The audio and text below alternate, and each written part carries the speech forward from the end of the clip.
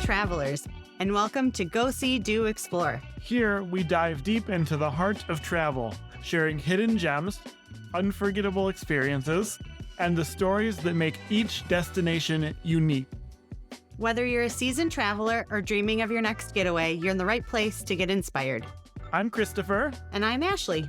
And together, we'll set the course for your next great adventure and discover the stories that make each place unforgettable.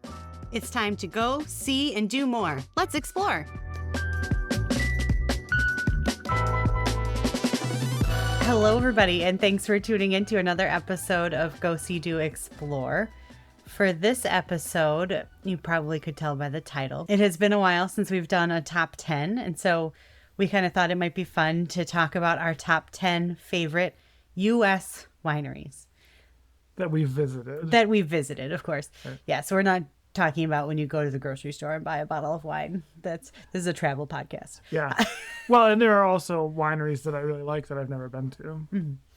I mean, we decided to keep it only to the U.S. to kind of limit our list a little bit. Yeah. I feel like it's probably going to be quite Michigan heavy just based on, like, those are the ones we've been to the most because we live here in Michigan. So this is a bit of a Michigan wine episode, although I'm sure we'll have other areas too. All right. Do you want to go first? All right. So these are in no particular order, we should say, other than we just wanted to mention them. So the first one I want to talk about is Two Lads.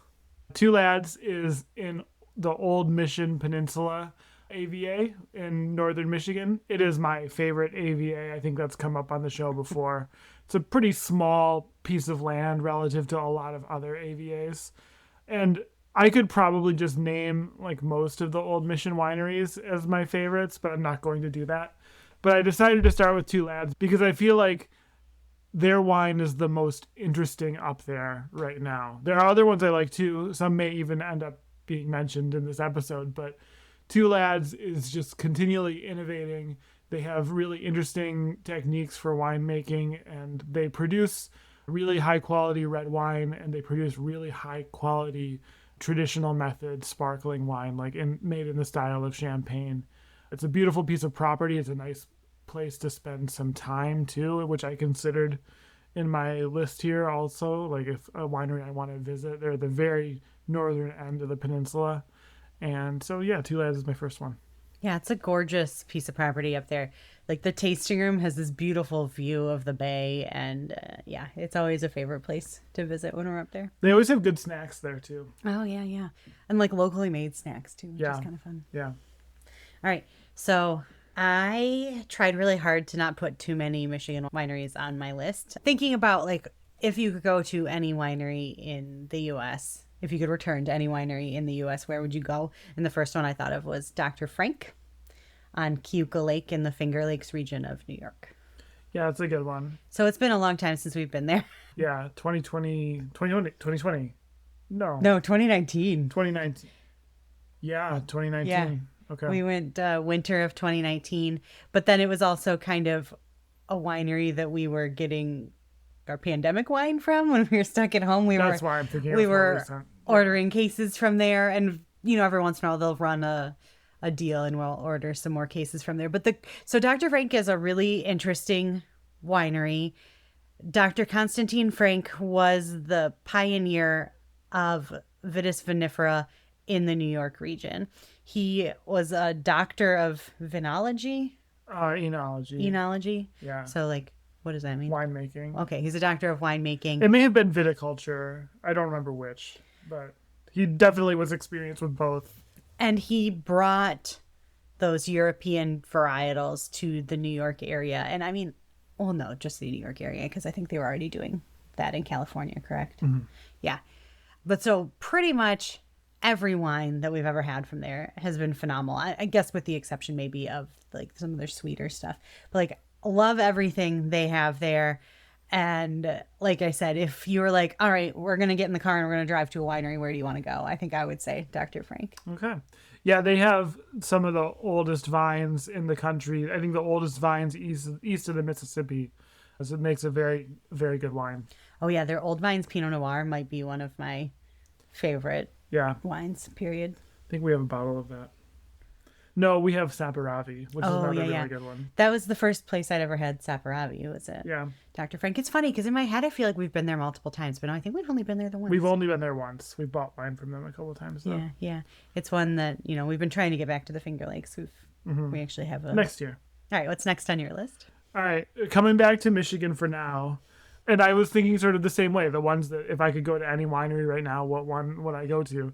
And my number 2 is Mawby. We've mentioned Mawby several times on this podcast. Yeah, I think it's been in the wine break at least 2 times. Yeah, so I'm not going to go... actually, since Yeah, so I won't go on and on about it because we've talked about it, but it's the best sparkling wine in Michigan, and they're pioneers of wine growing in Michigan. And on top of that, on top of having really great wine, they also have a really nice property, really nice place to hang out, big tables. We have a fun favorite memory of watching a Michigan State football game there when Michigan State was beating Michigan, and everyone was having a really good time. Well, and it was really fun. Was it 2022 when Michigan State had a really bad season? Yeah, and it was like one of the only games they won. Yeah, and they beat Michigan, and we happened to be at Mawby drinking wine with some people that I think must have been students because they started singing the fight song, and it was a good time. Yeah, it was fun. But I always really like going there. The last time we went to Traverse City for an extended period, we went to a winery pretty much every day, and that was one of my favorite ones that week. So once again, thinking about if you could go to any winery, where would you go? I'm going to Sonoma, California, to Gunlock Bunshu, I think is how they say it. It doesn't feel right to me. I feel like it should be Gunlock Bunshu. That's how we say it. My, little bit of German that I know. What other German do you know? Guten Morgen, Fräulein Ashleigh. Dankeschön. Anyway, so at Gun Bun, as they refer to themselves, they are one of the oldest wineries in the Sonoma Valley. They claim to be the oldest family-owned winery in the Sonoma Valley. It's got, once again, an absolutely beautiful piece of property. The last time we were there, we were kind of seated. Was there a fire pit? Yeah. Yeah, we were seated around a fire pit overlooking this beautiful lake. And it was just a wonderful, wonderful time. And then, we went to Napa, actually, to go to a second winery. And I was like, had more fun. I enjoyed the wine more at Gunlock Bunshu. Their wines are great. So good. I still want to get a bottle of that Rhine Farm Rosé. Yeah. Their rosé is great. Their reds are great. If you are visiting Sonoma Valley, do not write off Gunlock Bunshu. It's not only are their wines wonderful, but it's a great experience, and the people that work there are super friendly. And yeah, it was probably my favorite winery in all of California that we visited on that trip. Yeah, it's definitely my favorite winery that we've been to in California, which we haven't been to an absolute ton of wineries in California, so we're a little bit underqualified in that area. But there are a couple other things to like about Gunlock Bunshu. First of all, I don't know if they call themselves an estate winery, I can't remember, but they act like an estate winery for the most part. So I believe that most, if not all of their wine, the fruit is grown there on their property, which, not every winery is that way. It's also an old winery, but also has been like in this same family's hands for a long time. It's like a generational operation, just like Constantine Frank is like that too. It's kind of cool. It's also really close to downtown Sonoma, so it works out well if you're visiting downtown Sonoma. It's just like right around the corner.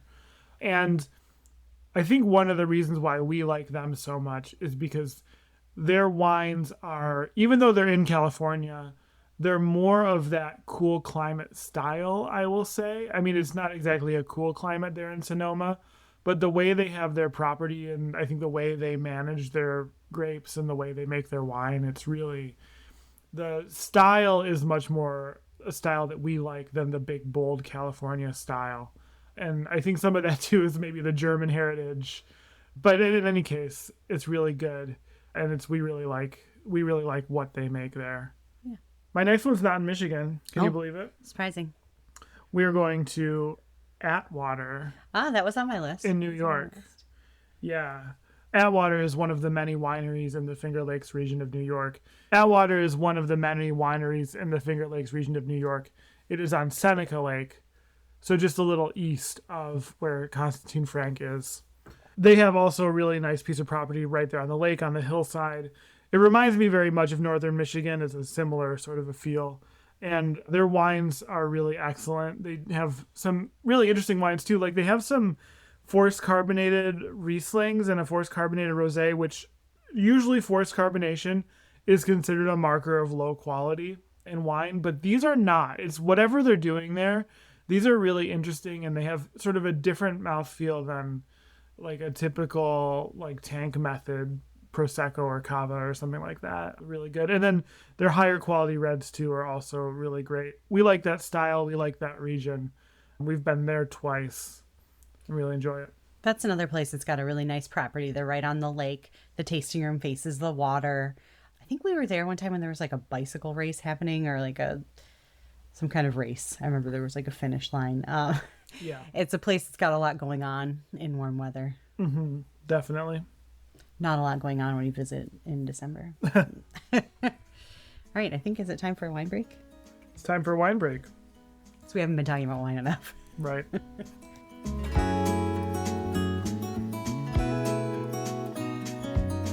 We're back for the wine break in this wine-filled episode.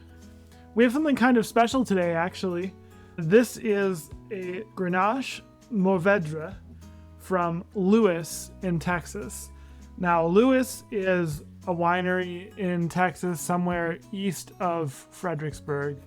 I don't remember the city exactly, if they are Fredericksburg or what town they're actually in there, but they're one of the wineries in Texas that, you know, in the last decade was really pushing hard for Texas wine being from Texas and that whole movement going on there. This is a 2019, so, you know, we bought it in 2020. That was why I was saying it's kind of special.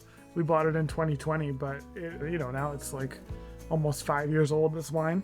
And it is 60% Grenache and 40% Mourvèdre, or in Texas they call it Mourvèdre. Usually it's Mourvèdre. So typical Rhone grapes, which do really well in the hot climate of Texas.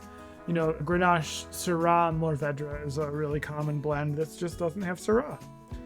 But enough talking, I suppose. Let's see how it is. I remember really liking this one over at the winery. Yes, it smells good. That's really nice. It's pretty sharp. It's got some acid for a 5-year-old wine. A lot of the fruit has sort of transformed into a more of the flavor of age. But yeah, I like it. Johnson City is what their bottle says. 13% alcohol. The bottle says the blend is soft textured and very approachable. Wine for drinking anytime with most food. Or in our case, when recording a podcast. Anyway, yeah, we enjoyed our visit. It was, in the time when tasting rooms were really at low capacity, and so it was just us and the winemaker, which was a really cool experience. Yeah, it was a great experience. And yeah, Lewis makes really great wine, although we both discussed and it didn't make either of our lists. But yeah, but we're mentioning them in this way. Yes. So, anyway, 2019 Grenache Mourvèdre from Lewis Wines in Johnson City, Texas.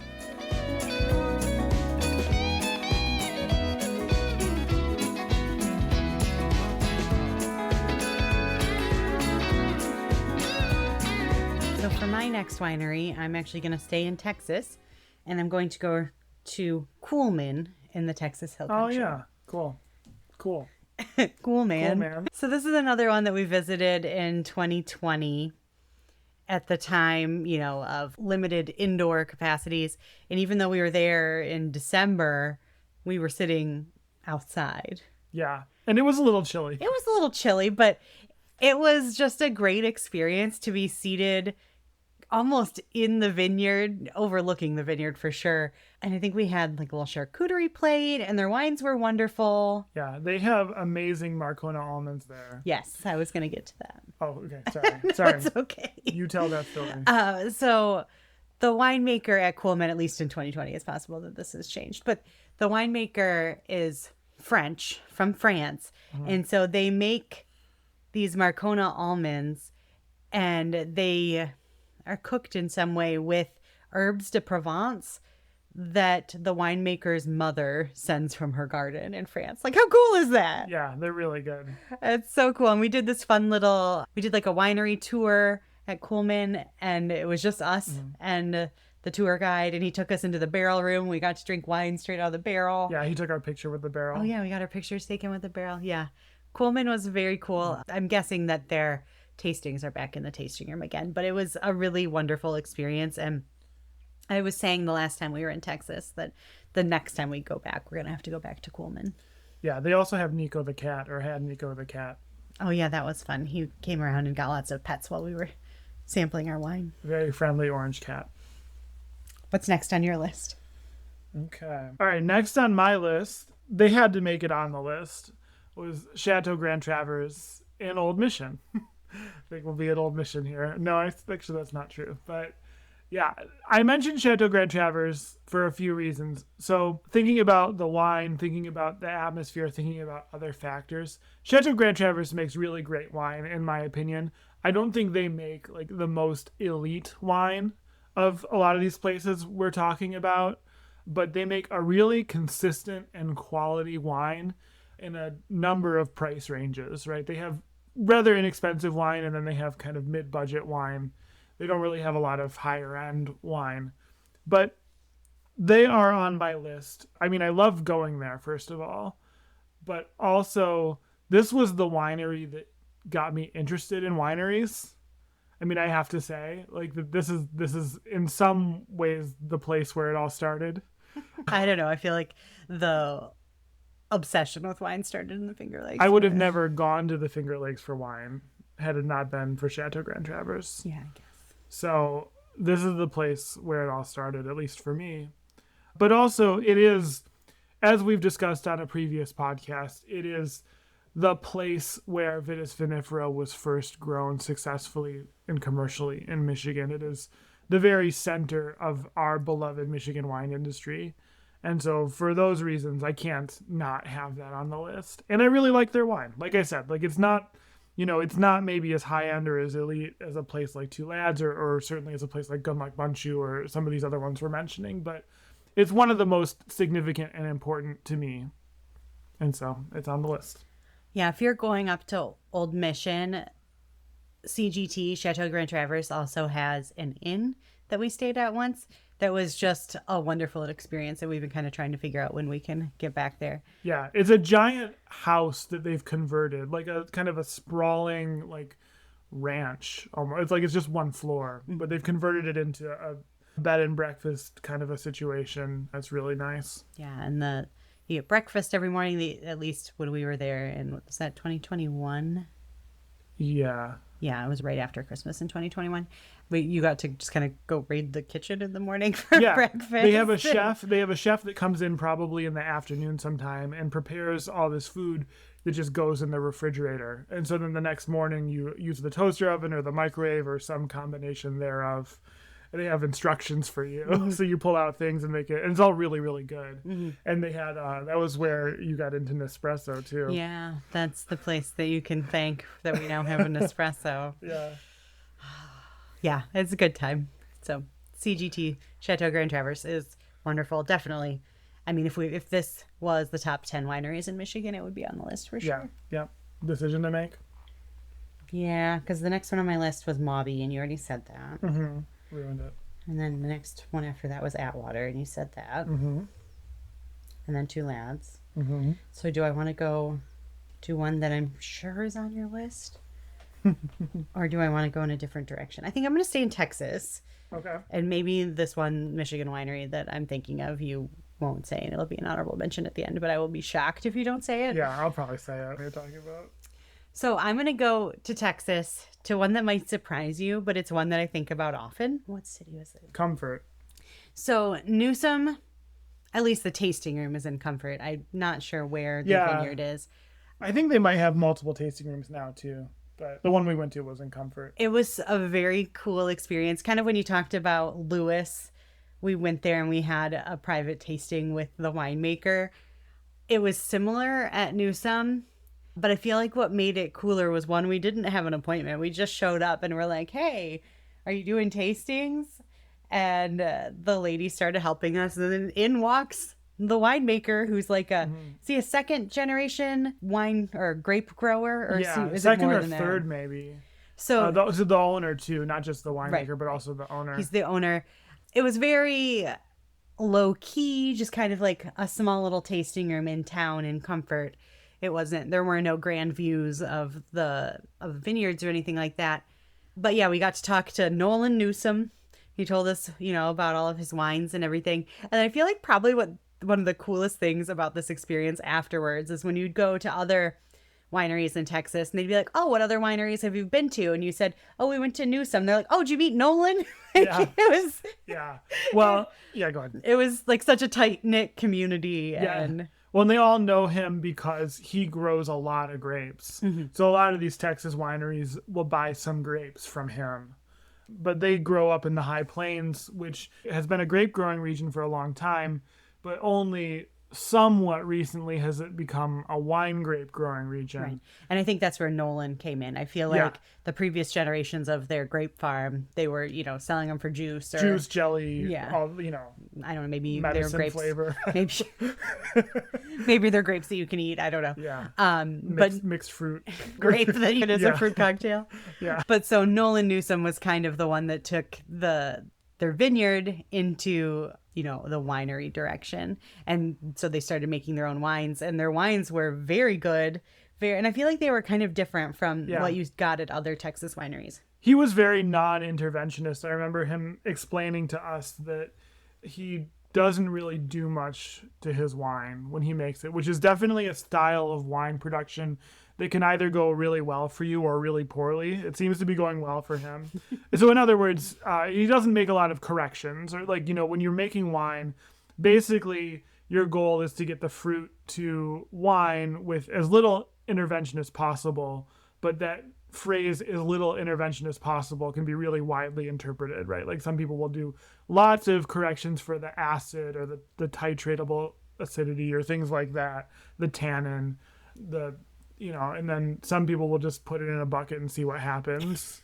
And I feel like he was more the bucket guy. Like whatever comes out, but it came out good. So yeah. Comfort, Texas is between San Antonio and Fredericksburg. And so it was a good stop, kind of, not that it's a long drive from those two places, but it was a good place to kind of get out and stretch our legs and drink some Yeah. wine. Remember that was New Year's Eve? Because she was asking yeah. us like what we were doing, and they were having some potluck or something like that in Comfort. I forgot all of Yeah. this.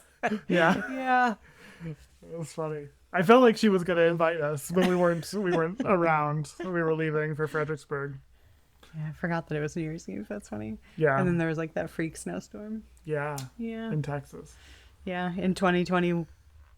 Yeah, it was It's 2020. Yeah, it was 2020. And then, later in 2021, there was that big freeze that caused all those problems in Texas. But we got there for the earlier snowstorm in Texas. All right. Is this your last one? If we're doing 5 each, this is my last one. Okay. Are we doing 5?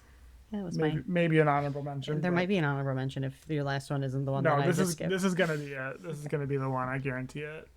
Okay, my last one, still in Michigan but not Old Mission, is Rove. Okay, good. You said it. I knew you would. Yeah, Rove is like, depending on the day of the week, might actually be my favorite. I started with Two Lads, but okay. So what you need to know about Rove is they're in Leelanau County, which puts them in the Leelanau AVA of Michigan, close to Old Mission, but different AVA, much larger AVA. It's the AVA that Mobby is in. It's the same as Mobby, yes, that's right. But it's not up on the peninsula like most of the Leelanau wineries. Mobby, for example, near Sutton's Bay, or some of these other ones. It is pretty much just straight west from Traverse City and really close to downtown Traverse City. If you take, here are your driving directions. If you take M72 just west of Traverse City, go up the giant hill, and then when you get to the top of the giant hill on M72, look to your right and go up that giant hill, and you're there. It's the highest point in Leelanau County. So you go up there, you go up and up and up, and you can just look around and see everything. It's probably, of all these places that I mentioned, I think my favorite view. There are other good ones too on the list, definitely. We've only been there in bad weather. I would like to go someday in good weather. I was just thinking how the last time we were there was probably last summer, but why do I remember it being cold? Yeah. Yeah. It was cold. Why was it cold? I don't know. In the beginning of August. It was very windy. This is an estate winery. Pretty much all of their wine is made from grapes grown on their property. They told us before they only buy fruit like if they've had like, you know, a drought or some sort of a situation, a pest or something where they just have to buy fruit to be able to make wine. But by and large, they grow all of their own fruit for their wine on that property. You can look around and see it. And I think they just have very well made and very well blended wines. Like their Riesling, their dry Riesling is one of my favorite Rieslings I ever had. They have this one on and off they call Try, which is a blend of Cabernet Franc, Pinot Noir, and Merlot, I think. That's just a beautifully blended, complex yet drinkable red wine. They have so many others. I don't need to name all of these, but their wines, I think, are some of the best in Michigan. And it's small production, amazing property. Like, I love going there. I'm always happy when I'm there, even though every time we've been there, the weather has been just awful. Someday we're going to go in nice weather. Yeah, maybe. I also really like their logo. They have that like goose. It's really cool. They call their wine club members wine geese.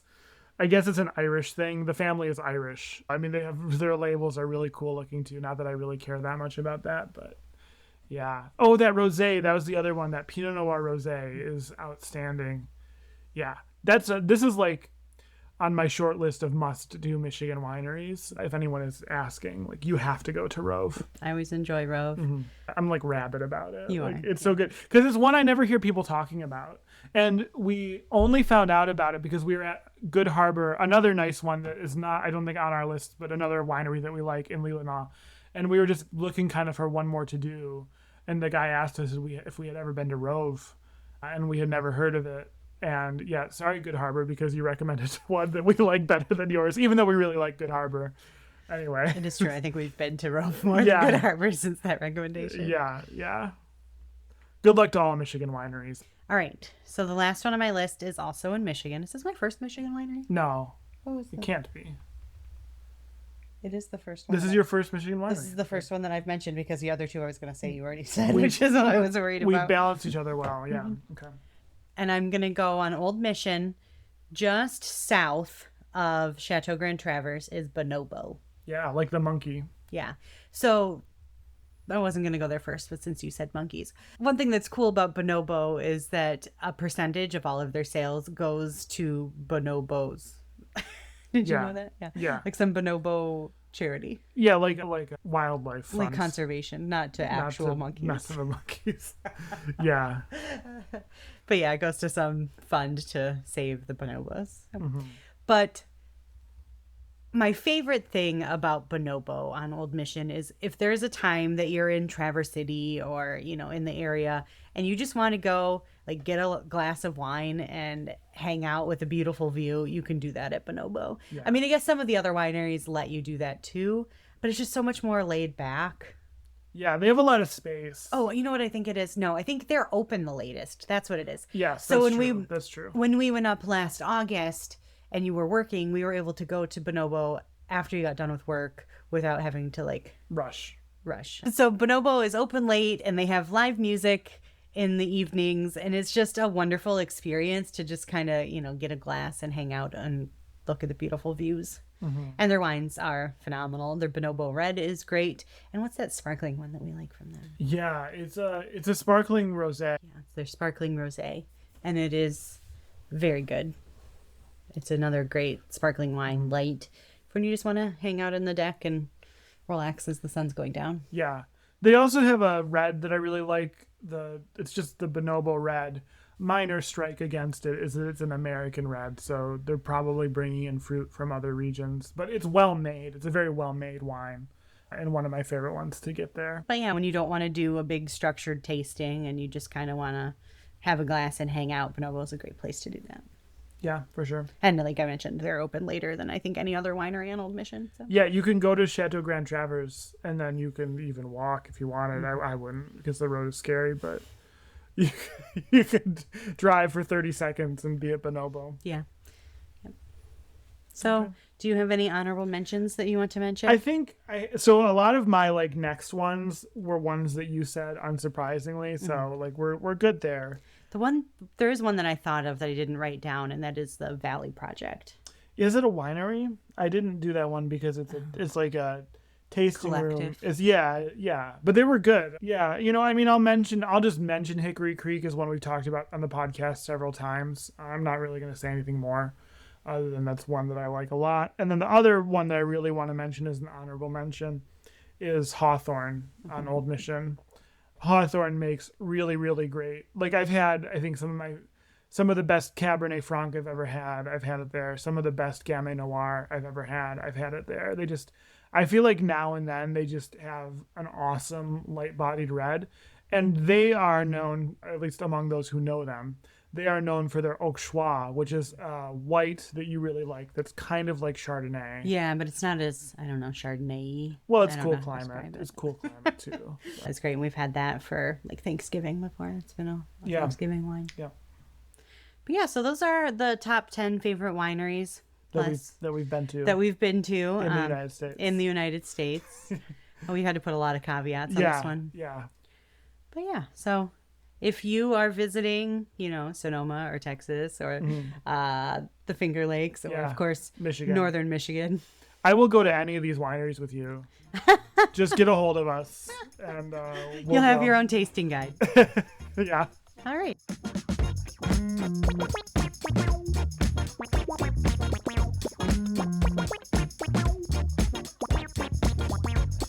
We are back to talk about what we did over the long Labor Day weekend.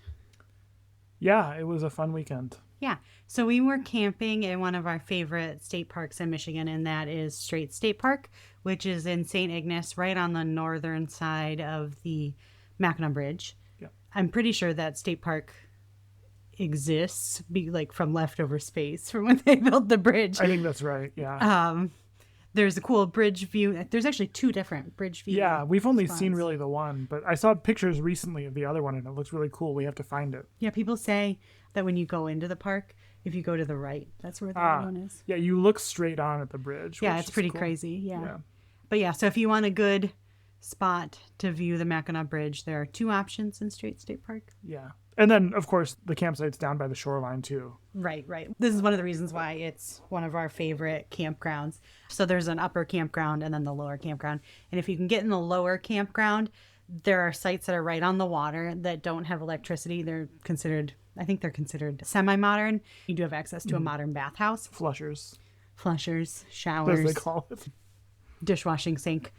That's really nice. It is really nice. I should have that. One of the things we love about Straits is it kind of gives us a good jumping off point for other other places in the southeastern UP. So on Saturday of Labor Day weekend, we decided to do a little kayak exploring. Yeah. I have a book that's like Best Paddling Adventure or something like that in Michigan. And so I was looking at what was around us. A lot of them were rivers where you would need, a start and an end point, and we only had one vehicle. So we were looking for something that we could do out and back, and I discovered near Newberry, there is a place called the Pretty Lakes Quiet Area. So we took our kayak, which is an inflatable Sea Eagle. It's the Razorlight tandem. So we took it over to Pretty Lakes, and it was really cool. Do you want to talk about it since I've been talking about it? It was a series of small lakes connected by very short portages, like typically 100 meters or less. So basically, when you get out of one lake, where you stand, you can see the other one. I mean, you're just hoofing it 1 minute and carry the kayak across. So it's not these big major portages, but little lakes you can paddle through. And it was really fun. We don't go to a lot of places where you can do lots of little portages like that. In fact, that's, I think, the only one we've ever really done with a kayak. And so it was incredible. I think not many people know about this place because on a holiday weekend, on a Saturday, there were a few people kind of close to the parking lot. And then once you got out of that first lake by the parking lot, there was no one. We had the place to ourselves. Yeah, it was pretty cool. And they also have a little rustic campground that you can hike. You can hike around the lake, or you can paddle there, which is pretty cool. They call it the Pretty Lakes Pathway, and it's like a flat hiking trail that goes around a lot of these lakes too. So it's also a hiking spot, and it looks like it would be a nice, easy hiking spot, very scenic and not challenging at all. But I think it was great for paddling. We made a little video. We're trying to make some videos for this podcast, and we'll see if we ever get it totally off the ground, but hopefully someday you can see us paddling there. It was just really nice. Yeah, it was really cool.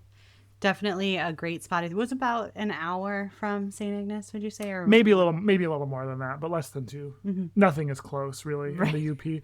It was, Newberry is kind of by Tequamanon Falls, and that's usually about an hour and a half drive.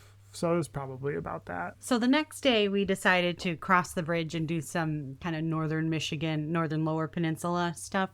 We headed down. Our first stop, which we went for the first time last year, was the Legs Inn in Cross Village. Yes, this was my idea. Yes, this was your idea. I was kind of like, I wasn't. You were into it. No, I was into it, but I wasn't going to suggest going across the bridge. I think when we're up in the UP, I was going to stay in the UP. What fun is that? You got to keep moving around.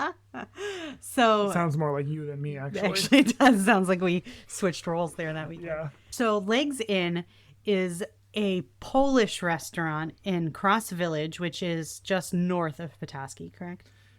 Yeah, it's like north of Petoskey, and then you hit the water. Yeah. A few years ago, it was voted the most iconic restaurant in Michigan, I believe, through MLive. Before we went there, I had no idea what to expect. But you walk in, and it's like this timber-framed building with like antlers hanging from the wall, kind of a place. It's like got a little bit of like a hunting lodge vibe to it, I think you could say. And then you get through the restaurant, which the first time we went there, we had quite a wait. It was like an hour wait or something like that. This one, we planned it so that we arrived right as they were opening the doors. And so we were one of the first 100 people in, and we were seated, and it was much quicker. But they have a beautiful, beautiful garden on Lake Michigan, or overlooking Lake Michigan. That's not right on it. It's kind of like a cliff or a hillside looking over. A dune, perhaps. Probably a dune. But it's just an absolutely beautiful restaurant. And the food, so Polish food is pretty big in Michigan. We've got a lot of Polish immigrants here. This is not like the Polish food that you get at other Polish restaurants in kind of the Metro Detroit area. Yeah. There's some overlap. Like, they both have pierogies and things like that. But they have meat pierogies. That's true. Whereas the typical Metro Detroit Polish restaurant, it'll be potato or cheese, sometimes sauerkraut. We don't know much about Polish food beyond our experience with it, but it seems to us much more rustic and country kind of cooking. I kind of feel like it's like the Polish hunting lodge food is what it feels like to me. They have bigos, which is a hunter's stew. There were like pork chops and like big cuts of meat kind of stuff. You had a Polish platter. Yeah. And they have the stuffed cabbage, which I like and Ashleigh doesn't like. Yeah. Insulting my Polish roots here. Yeah.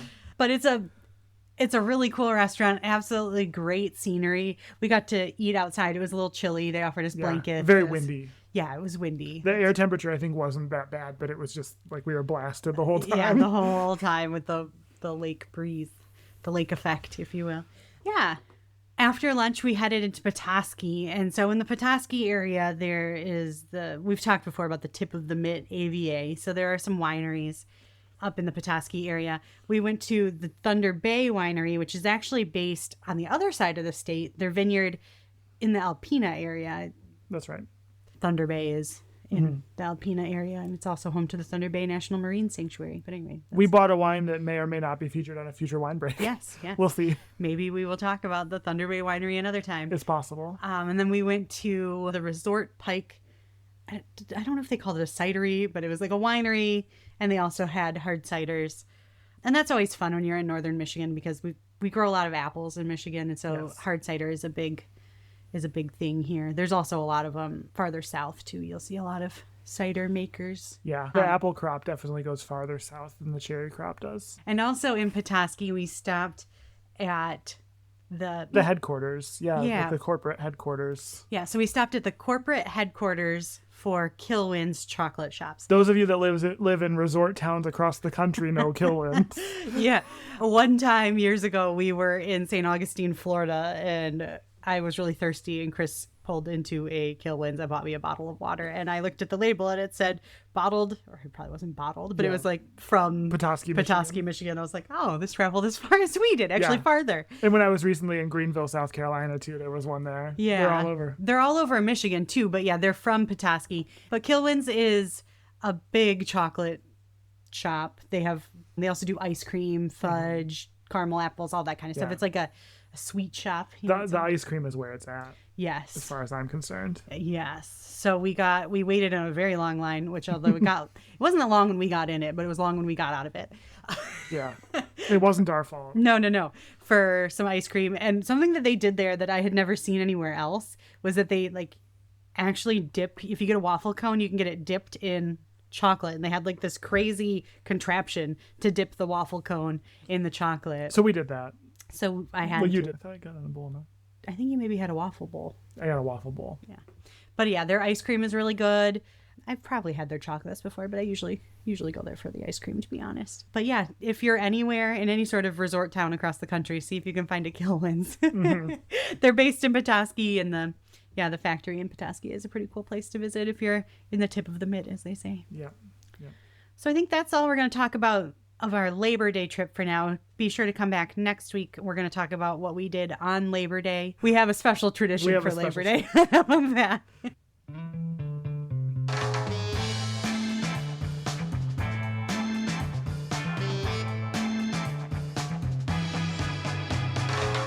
That's all for today's episode of Go, See, Do, Explore. Thank you for joining us and sharing in the wonder of travel. Keep the spirit of today's adventure alive by checking out our blog at goseedoexplore.com for even more travel inspiration. Don't forget to rate and review us wherever you listen to your podcasts. It really helps fellow travelers find us and join our community. Until next time, keep exploring, keep dreaming, and keep traveling by any means necessary. I'm Christopher. And I'm Ashleigh, bidding you farewell and happy exploring.